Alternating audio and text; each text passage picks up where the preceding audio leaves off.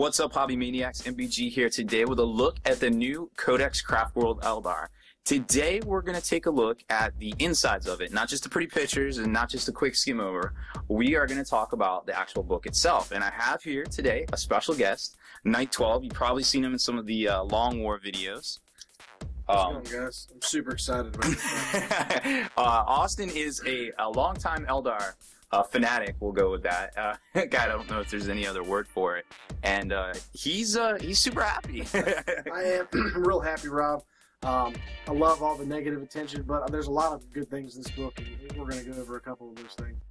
Yeah, I mean, obviously, if you've been anywhere on the internet for the past 2 weeks, depending on who you ask, it's either the best thing or the worst thing for the game. Ain't that the truth?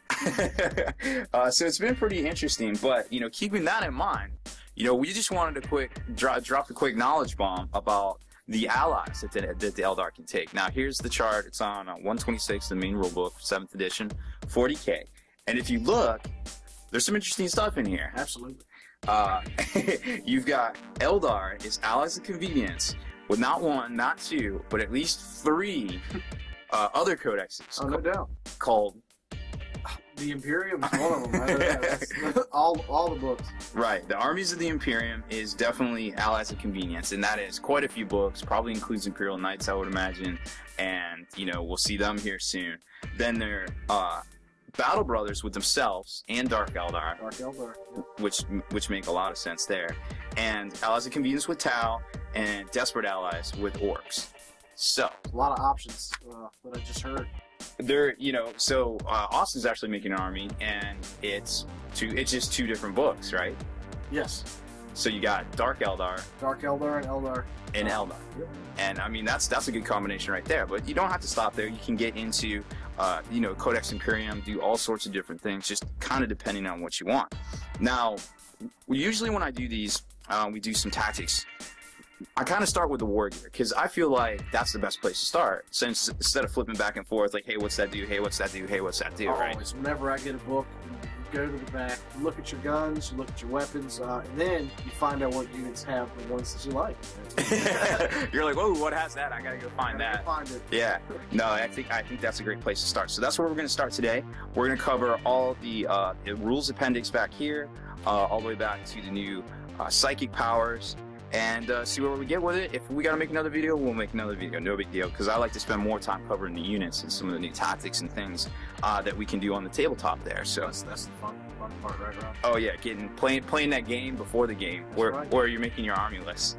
Theory hammer, that is finest. Oh, without a doubt. So a lot of stuff in here didn't exactly change from last edition. So you got Ancient Doom, which is still, you know, preferred enemy, Demon of Slanesh. Neg 1 leadership, if they're in combat there. You got battle focus, everyone's favorite, or not favorite, depending on who you ask. So that's still the same. Then we got the Warlord traits table, which some of them are still the same names, but some of them are a little bit different. So you got Ambush of Blades here, Ion Distant Events, which Eldrac comes with automatically. The D3 roll, and up to D3 units can gain the Scout special roll. Trick you got there. Yes, and that could get pretty dirty with some of them D-weapon monsters out there. Falcon Swiftness, Fate's Messenger, Mark of the Incomparable Hunter. I think Coranders comes with that one, if I'm not mistaken, or maybe it's Fugan. I forget, but that one's always good. It was one of my favorites. And then you've got Seer the Shifting Vector. This one's really interesting for a lot of reasons. I mean, depending on who you're bringing and what you're trying to do. Everyone who's riding the Deep Strike 12 inches from the Warlord, they're not going to scatter. That's a dirty trick. Yeah, it definitely is. And the fact that you can protect them inside of Falcons is even dirtier. So Falcons are relevant again. Right. Not everybody's going to have to give trade to those Wave Serpents in, I guess. So then we get to the actual Forge of All, which is the weapons. And we see very first, you know, the Distort. All right, so everyone's been talking about it. How bad is it? What is the effect it is going to have on our lives playing 40K? There's a lot of different versions of D. Yeah, this little chart. There is a lot of D on this chart. So you've got all of its D, obviously, but then anything with this Distort Sight special rule is neg 1 to the D chart. So you obviously can't get to 6. You can't go Super Saiyan on the D chart. So a lot of people were worried about the flamers at first, and Yes. because they're the size -1, what that's doing is not only is a 6 not just popping things, a 1 and a 2 fails. Things. You have to have a 3 up to do anything. Right, and that's assuming that they don't have an invulnerable save, because you're not going to be able to get through the invulnerable save. You'll get through the cover save because it's a template weapon. Yep. But they're still going to get the invulnerable, so it's not quite as crazy as originally anticipated. Could have been worse. And they're strength 4 for the purposes of the instant death special rule. Right, so they're not going to be instant death in anything. Now they will cause the D3 wounds. Yes. Because they still have that strength D.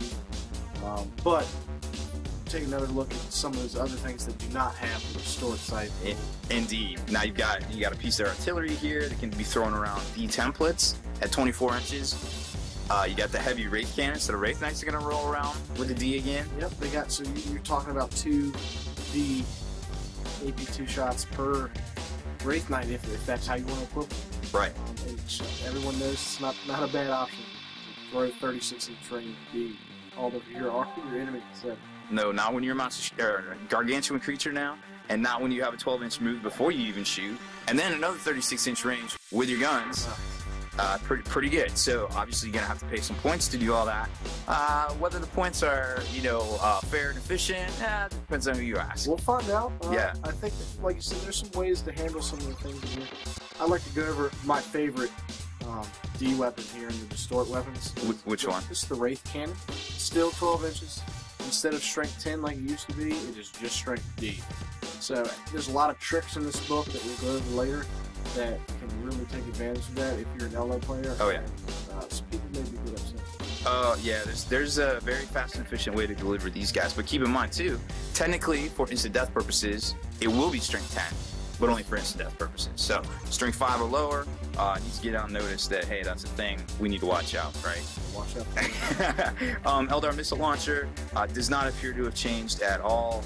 There's a couple different versions of it, obviously depending on which one you're taking with the whatchamajiggers, the guys, the Dark Reapers. Depending on which one you're taking, you can upgrade, etc., things like that. Then you've got the fusion weapons, which doesn't appear to have changed much either. Firepike's still 18. Yep. The fusion guns are still 12. The Fire Dragons have an interesting ability we will talk about here shortly as well. Then you get into the laser weapons. Nothing really appears to have changed there either. Pulse laser is still 2. That's been pretty steady since 6. One big thing, the only thing that's going to change with laser is you lost laser lock on the scatter laser. Correct. That's a really good point to make. Scatter laser did lose the laser lock, so you're not going to get all those free twin links everywhere, right? Exactly. So all of your vehicles are not twin link. You got to play like everybody else. Aww. Poor guys. That's okay though. I mean, the Wave Serpent is still inherently good. It's just not OP good like it was last edition. I'll say something about that real quick. People are complaining about the Wave Serpent, losing everything because they had so many. I'm gonna tell you what it's really good at, Rob. It's good at scoring objectives. That's Yes. one of the fastest objective secured vehicles in the game. It still has a jinx save. It still ignores pins on a 2-up. Yes. You can't tell me that a 110-point vehicle is bad. I wish I had a Rhino that could do that. That does all that. I would gladly pay triple for a Rhino if it could do that. Hey man, so obviously it's not a mobile death machine as it used to be, but it does what it's supposed to. I think they lost the easy button, but that's okay. There's one at Staples. Yes, there is. It's big and red. You'll find it. Monofilament, still, a favorite mechanic of mine personally. The dark, what is it? Shoot, the Warp Spiders have this. Very cool. Ability War Spiders, we'll definitely talk about them later. They got a little bit different.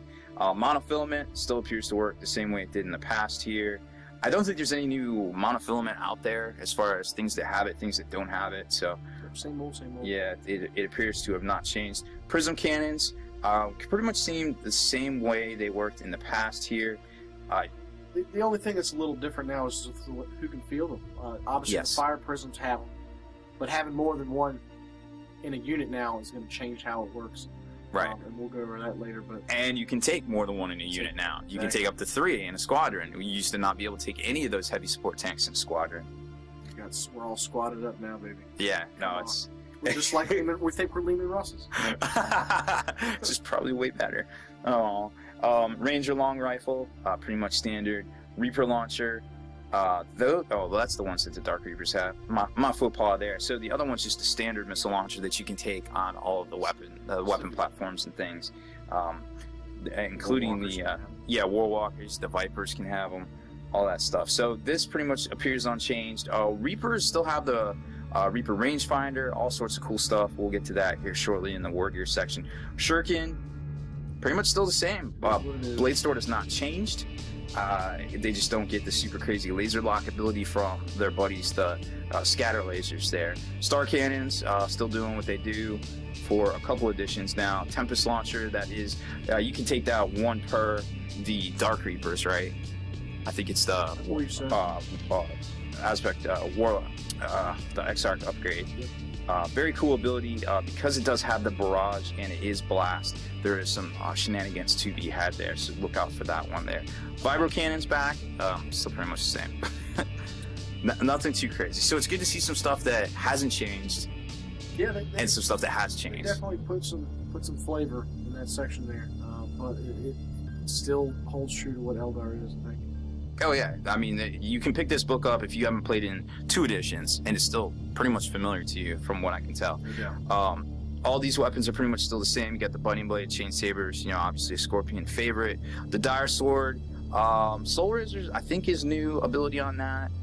That's pretty cool to see. Executioner, obviously the Banshee Jam. Then you got the Ghost weapons. Now this is where it gets a little weird. A lot of people thought that the Wraith Guard would be able to walk around with the Ghost Glaives at D, but it turns out it's only a D if it's on the Wraith Knight. Yes, that's true. That is just a rule for the Wraith Knight, because he is a monster. A super crazy big guy that can jump fast. He's the Boogeyman. He's the Eldar Boogeyman, that's what we'll call. Then we get into Laser Lance, pretty much still the same. They just kind of reworded it a little bit there. +3, so they don't get Furious Charge anymore, but they will be still up to 6. Yes. So that's kind of cool to see. Mirror Swords, Power Blades, all this stuff is for a lot of the aspects, which I think are worth taking now. I mean, we'll get to that. Oh, everything's worth taking. It's very hard to be like, what am I going to put in my Eldar list? You don't have to be like, well, that sucks, that sucks, that sucks. You're like, man, all this stuff's pretty good. I'm pretty sure you're not going to show up to your local game store and see the same list, running around. Like, everything's pretty much viable. So whatever your flavor of the month is, you should be able to field it. Oh yeah, without a doubt. Then we get into the armor, which is pretty much the same. The Treasures of All, just normal stuff here. Nothing too crazy. Grenade pack still works. Heavy platforms work. The heavy weapons platforms actually have the battle focus, which is really interesting to see that you can, move stuff around. It helps out because they have D weapons now. So. Yes, they do. 24-inch D weapons. That's what's up. Eldar Jetbite, Banshee Mask. Now, Banshee Mask is kind of cool because they can't fire Overwatch against them, and it contains at least one model.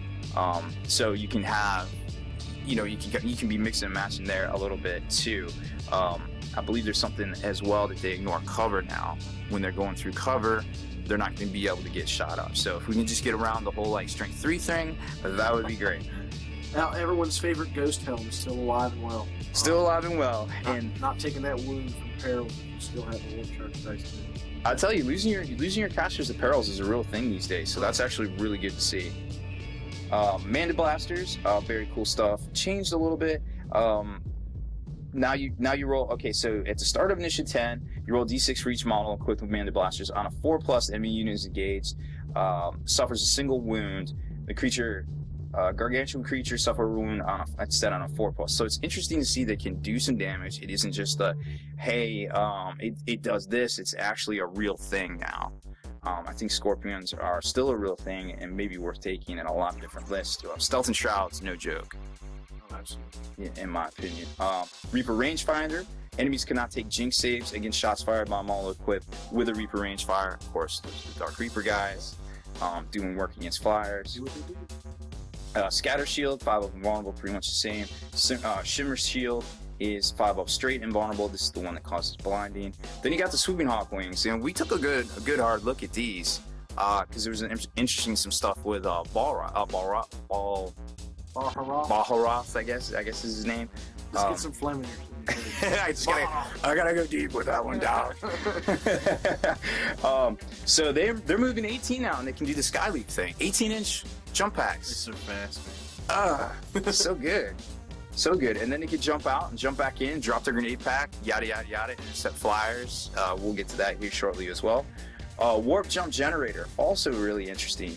Have you taken a closer look at this one yet? I haven't looked at that. What's this? It gives them jump. I know that. It's the 2d6 plus d6 in any direction. Gotcha. If they roll a double one, one of the dudes die. So it isn't just a double; it's just a double one now. Okay. So you're not losing guys as you string out and bounce around the battlefield like you used to. This book's so fast, Rob. They are very good. And then there's the whole trick with whenever you target them, they can jump away too. No, I read that. I can tell you that. That's a super good one. Eldar vehicle equipment. Now the big story here is the holofield's got nerfed a little bit. Still the same points cost, 15, right? It's still 15 points, but you're not getting +1 cover, so you're not going to jink on a 3-up. That was, let's be honest. That was problem number 2 with the Wave Serpent. That's very hard to kill. Or number 1. On something that fast and mobile. That was twin link, because remember when you jink, you got a Sapphire. Before, they were rerolling everything. Yeah. Now they can't. Yep. And now they don't get the 3-up. They can only have the 4-up. But it does give you a 5-up invul save regardless. And that's pretty strong in and of itself too. Regardless. In assault. That's assault. So, yeah. Invul's assault, guys. So it does help out the Wave Serpent there, or whatever decides to take it, from just getting punked out in combat from, fast attack armies. Like other Eldar lists. Or Thunderwolves, or who knows. Corn dogs. Oh yeah, corn dogs will drop them too. Farnesian Wolves will drop a Wave Serpent shoot. They get that Furious Charge on there. So that was the big story there. Mind Shock Pod, obviously still a thing with that particular flyer. It's my favorite. I'm all about the Hemlock Wraith Fighter, and that comes with that. Yes. On the front. So everybody. What else does it come with? Oh, it's so good. Smasher level 2. It's gonna come with telepathy. It's going to come with Shriek. It's going to immediately your -2 leadership if you're within 12 inches of this flyer. Smell combo. Oh, it's so good. Yeah. No, it's good to see. It's good to see that those vehicles are relevant again. We're going to see some more action in the skies now. We haven't seen that in a while. So a lot of cool stuff, a lot of cool things that we haven't seen in the past. If you can get around all the hate for D right now. Crystal Targeting Matrix pretty much still works the same. Obviously, Serpent Shield works differently. I think the biggest, obviously there's a lot of things that change with it. 24-inch range. That's huge. That's such a big difference. Step 1 to hugeness. Step 1. Obviously, one use only. That's huge. But it's the same thing. So you still get it. It's just not going to be twin link. It's not as far. You use it once. So you're going to see a lot more people holding on to that shield and not letting you pin their vehicles. Like probably what they should have been doing. Instead of getting greedy and wanting to shoot all those shots at things. Yes, sir. Honestly, if I had seen this profile last edition, I would have been perfectly happy with it. I would have still been fielding Serpent Shields. I probably still would have my Eldar army too. I wouldn't feel dirty and it felt like I needed to sell it. But that being the case, I think it's a well-rounded profile. I definitely think having the strike down ability, being able to keep people from rolling up on you, just shooting them, and if they save or they take a wound, they're going to be counted as difficult ground. Now, granted, that only really applies to dudes on foot that are kind of running at you, trying to catch you or get you boxed in. So, but it's a good bonus.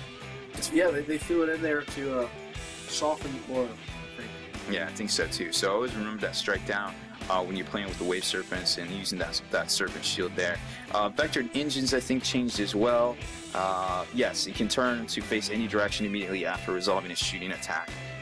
Specifically in the shooting phase, because there are things that can still shoot. Well, no, I guess you could fly it out, and that would still be the shooting phase, because I know the Hornets have the ability to do that. So that's kind of interesting. You could flat out the Hornets, and then turn back around after flattening them out. So that's what might be the thing to take on them. The big stuff in the back, obviously the Remnants of Glory, and hey, what's missing out of here? No, that 40-point item that you always took. The Mantle of the Laughing God is gone. Yeah, I think the Laughing God's laughing at us that we don't get it anymore. Nobody's got a 2-up rerollable cover save any longer. Which also fair. But we did see some cool stuff coming back. We got Shard of Naris. Fire Sabers new. We got the Phoenix Gem making a return. Spirit Stone, of course, came back. Like I said, they didn't take everything out. No. So you're still going to be able to reduce your warp charges by 1. Lose your invul. But we'll get to that when we get to the psychic powers. So that stone's still going to be really good. It is. It's totally worth it. It's totally worth it. Then we got the Runes of Battle, which have not changed. They are identical. Yeah, from last edition. So we'll just skip that because everybody should be pretty well familiar with them. Then we get to Runes of Fate. There's one in here that I don't miss, but there's, you know, for sure right off the bat, the death mission. Oh, it's gone. Yeah. Oh no. No. Oh, thank you. Bye bye. Now, first thing to point out with this page has changed. Most of these powers are warp charge too. Yes, and I think that's fair as well. That's With totally fair. their ridiculous ability to cast on 3s most of the time, and just have crazy amounts of warp charge. They have the ability to field a lot of dice. The Farseers now have a special ability where they can re-roll stuff to cast and to deny powers. So, like, they're going to be getting stuff anyways, but it balances out a little bit. You still got my favorite spell. You've still got Doom, Mm-hmm. you know, re-rolling to wound and armor pin. You've still got Fortune. Everybody knows what Fortune does. Oh yeah. Re-roll saves. What about this this number 6 one? Right Okay, here? so Eldritch Storm got a lot better, fellas. I mean, a lot better. It's Warp Charge 3 or 4. Now, the difference is... But what do you get? It's What do you 24 get for the 4? It's 24-inch range. It's Strength 3, AP 3. Now, it used to not be AP. No, it was really just to try to mess with vehicles. Just mess with stuff. It had Haywire before. Now it's AP 3. Yep. Fleshbane, Mm-hmm. Haywire. Okay? Mm-hmm. That's on both of them. One of them is Large Blast. One of them is Apocalyptic Blast. There's a big difference there. Wow. I feel like Wow, AP3, Apocalyptic Blast, Fleshbane. that's like most people's armies can fit under that. Oh, Lord. So, like we talked about, there's still the Spirit Stone in the list, so we can cast this with Warp Charge 3, Yep. Apocalyptic Blast, with a 100-point model. That might make some people upset, but it's just a Farseer. Yeah, it's just a little scrawny Xenos. You just snatch him up by his little scrawny neck, choke him out with a thunder hammer. But no, it's really interesting stuff, and we'll see how it shakes out in the meta. So that's going to be it for this one, guys. It went a little long there, but that's okay. We packed in a lot of stuff there. Hopefully, it points you in the right direction on how to field these guys, or perhaps more importantly, how to fight against these guys. So just remember, invulnerable saves, do the Lord's work against the wannabe D, and against the normal D. Well, just gotta hang in there. D is a part of the game right now, I'm afraid. Just stay tough. Yeah, you just gotta hang tough and you know, play like you mean it there. So hopefully you enjoyed this one. There will be at least one more coming here soon, if not at the same time. So make sure you look out for that. Subscribe to this channel, Spiky Bits, if you haven't already. Make sure you check out the blog, spikybitsblog.com. And if you haven't checked it out already, head on over to thelongwar.net. We have tons of exclusive content, early access videos. Become a member of the Long War today.